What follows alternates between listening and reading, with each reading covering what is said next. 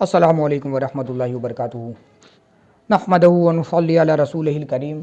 اما بعد فاعوذ باللہ من الشیطان الرجیم، بسم اللہ الرحمن الرحیم۔ درس نمبر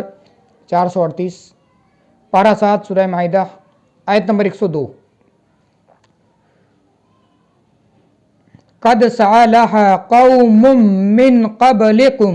ثم أصبحوا بما اصبحوا بها کافرین۔ ترجمہ معارف القرآن: ایسے ہی سوالات کیے تھے تم سے پہلے لوگوں نے، پھر وہ اس کے منکر ہو گئے۔ تفسیر اشرفی: ایسے ہی عبث اور لا یعنی سوالات کیے تھے تم سے پہلے لوگوں نے، گو تمہوں نے بعین ہی یہی سوال نہیں کیا تھا، انہوں نے بعین ہی یہی سوال نہیں کیا تھا بلکہ اس کی مانند تھا، جس سے وہ مستحق سزا ہوئے، اس لیے کہ انہیں ایسے سوالات سے ممانعت بھی تھی، پھر وہی اس کے منکر ہو گئے۔ پہلی قوموں نے اپنے نبیوں سے چند فرمائشی معجزات کا سوال کیا تھا۔ جب اللہ تعالیٰ نے ان کے سوالات کو پورا کر دیا اور ان نبیوں کو وہ معجزات عطا فرما دیے تو وہ ان نبیوں پر ایمان لانے کی بجائے اپنے انکار اور کفر میں پختہ ہو گئے، جیسے حضرت صالح علیہ السلام کی قوم نے اونٹنی کا سوال کیا تھا،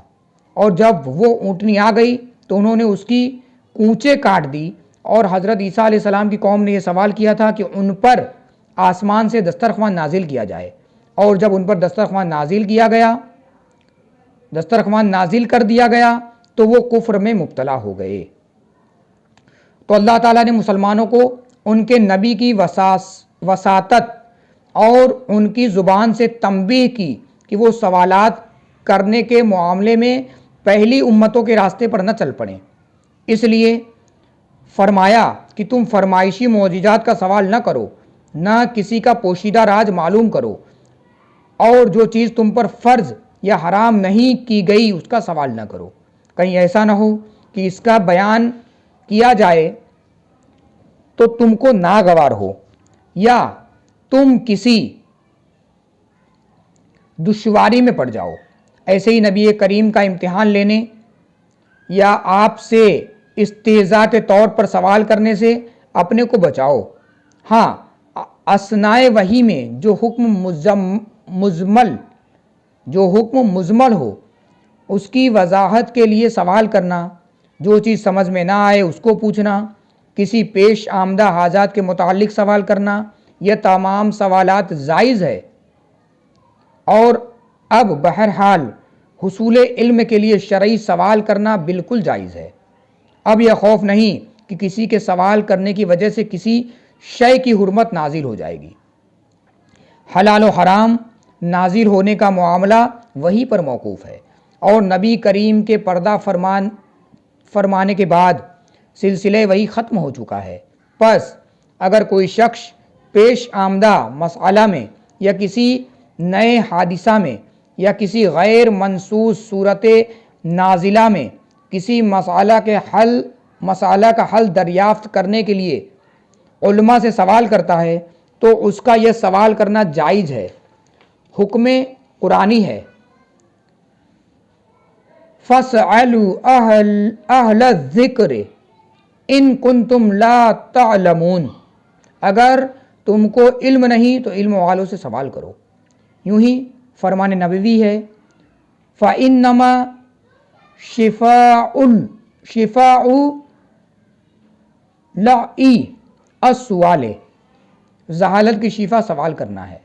اور جو شخص کسی پر اپنا علمی تفوق ظاہر کرنے کے لیے سوال کرے تاکہ اس کا جواب نہ آئے اور وہ عاجز ہو جائے، یا جو شخص محض ضد اور ہٹ دھرمی کے لیے سوال کرے، یا جو شخص انادن بطور دشمنی کے سوال کرے،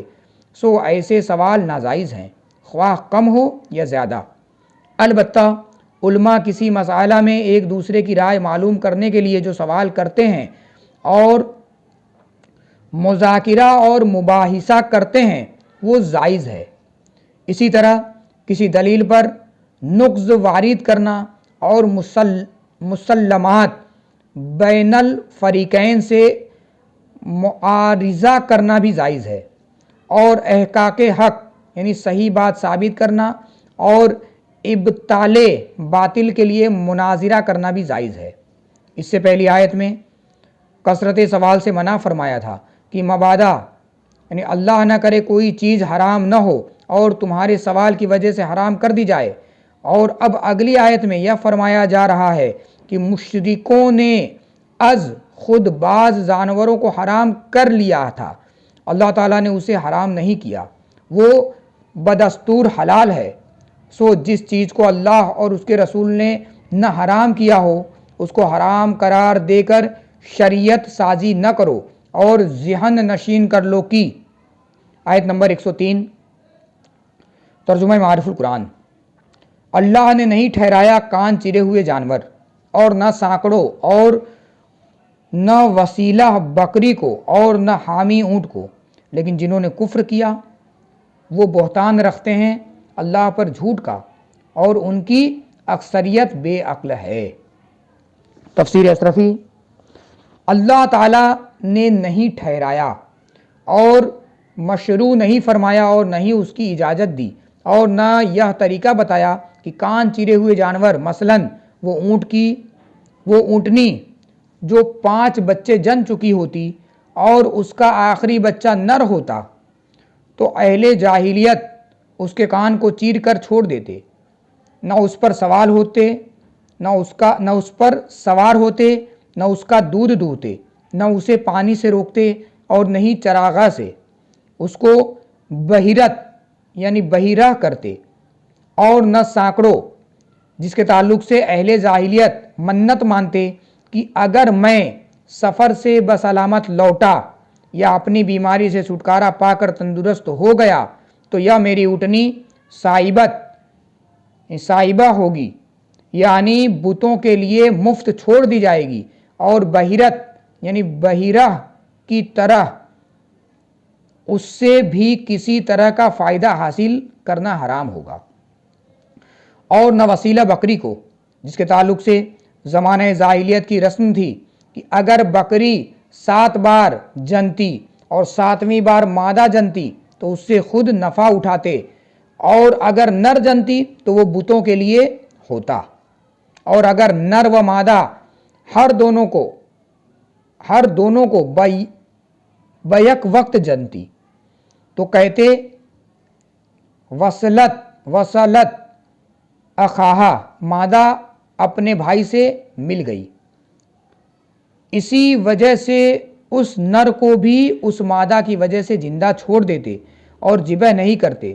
اور اس مادہ کو وسیلہ کہتے، اور نہ حامی اونٹ کو جس کے تعلق سے زمانہ جاہلیت کی عادت تھی جب اونٹنی کو 10 بار گابھن کر دیتا تو کہتے قد حمیہ ظہرہ، اس کی پیٹھ مضبوط ہو گئی، پھر اس پر سواری نہ کرتے اور نہ اس پر بوجھ لادتے اور نہ ہی اسے پانی اور چارے سے روکتے، اور اس اونٹ کو حام کہتے۔ المختصر، مذکورہ بالا تمام جانور دین الہی میں حلال تھے، اللہ تعالیٰ نے انہیں حرام نہیں قرار دیا،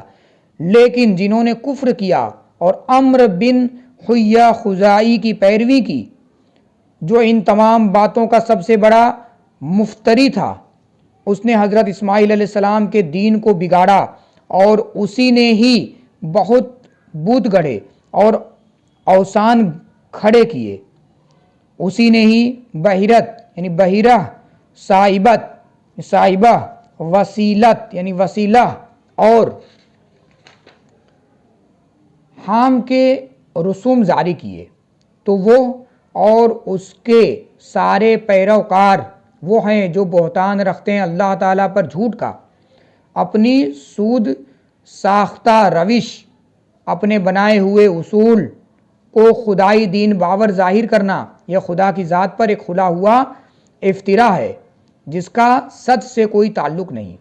سن لو اور اچھی طرح یاد رکھو کہ رسول اللہ صلی اللہ تعالی وسلم کی نافرمانی پر اکسانے والے ان ذلیل ترین لوگوں کی اکثریت بے عقل ہے، چنانچہ وہ نہیں سمجھتے کہ واقعی یہ فعل افترا اور باطل ہے، اسی لیے وہ ان کی مخالفت نہیں کر سکتے کہ اس باطل کو چھوڑ کر اپنے کو حق کی طرف لا سکے، بلکہ مرتے دم تک وہ اس تقلید بعد کی قید میں پھنسے رہتے کہ ان کی بے عقلی کا یہ عالم ہے کہ از روح ہدایت۔ اگلے درس میں دوران درس پڑھنے میں کسی طرح کی کوئی لغزش، کوئی خطا، کوئی غلطی ہوئی ہو تو میں اللہ رب العزت کی بارگاہ میں توبہ کرتا ہوں، معافی مانگتا ہوں، اللہ رب العزت قبول فرمائے۔ صلو الحبیب صلی اللہ تعالی علی محمد صلی اللہ علیہ وسلم۔